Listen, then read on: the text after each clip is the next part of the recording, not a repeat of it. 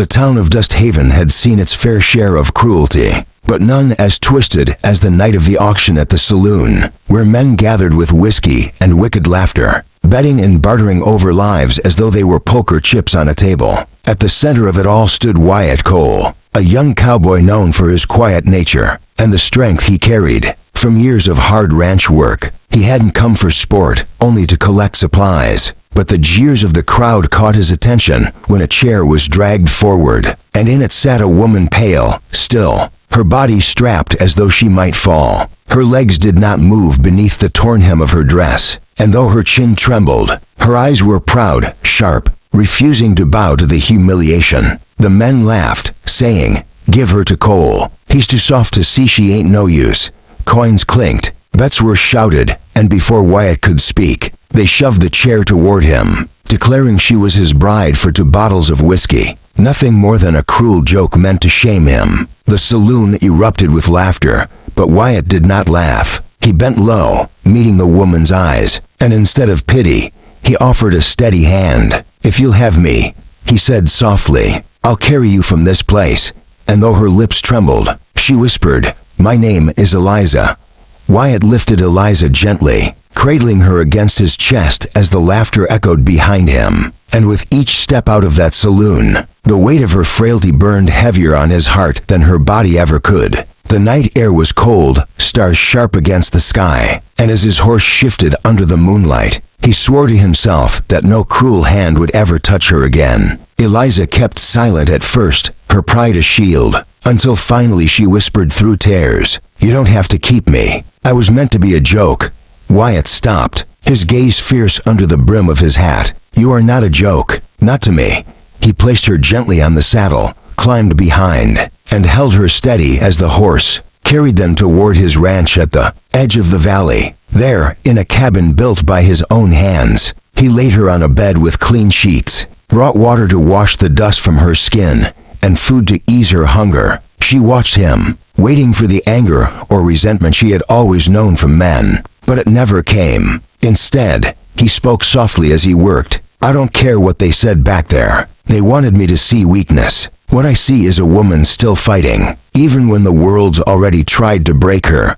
And though she had no answer, something unspoken flickered inside her chest, something dangerously close to hope.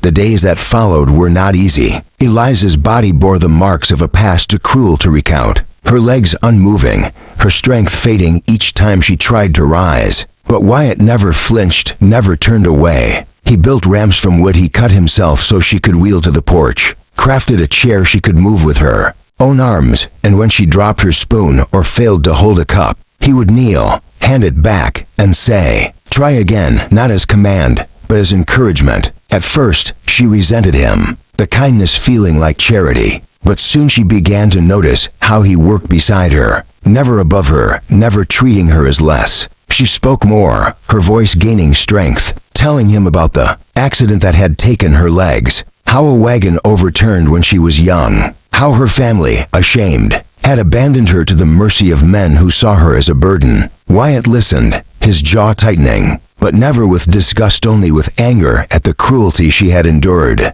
"They left you behind," he said one evening as the sun bled gold across the valley. "But that doesn't mean you're meant to stay down. I see someone stronger than most men I know." She stared at him, tears burning her eyes, and whispered, "Why are you doing this for me?" He simply answered, "Because you deserve more than what they gave you."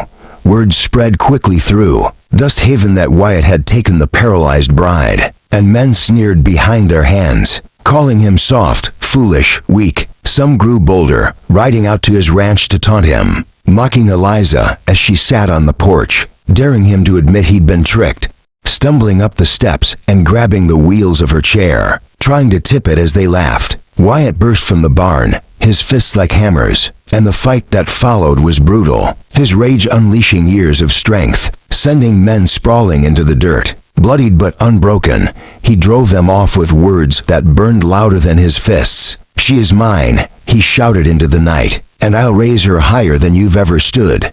Eliza, trembling but unhurt, watched him return, his shirt torn, his face bruised, and for the first time, she let herself believe his words. Later, as he sat beside her, Breath ragged, she reached for his hand, her fingers fragile but determined. "No one's ever fought for me," she whispered, her voice breaking. "Then they were fools," Wyatt replied, his thumb brushing over her hand. "Because you're worth every fight."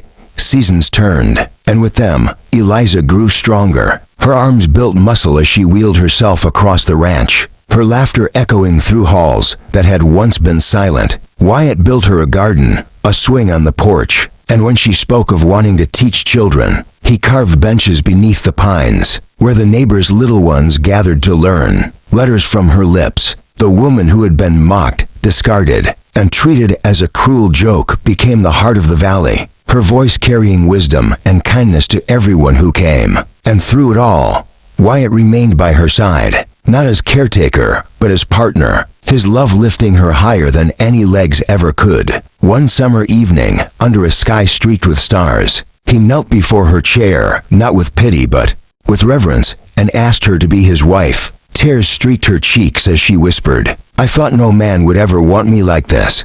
Wyatt smiled softly, touching her cheek. "Not like this, Eliza, just you, always you."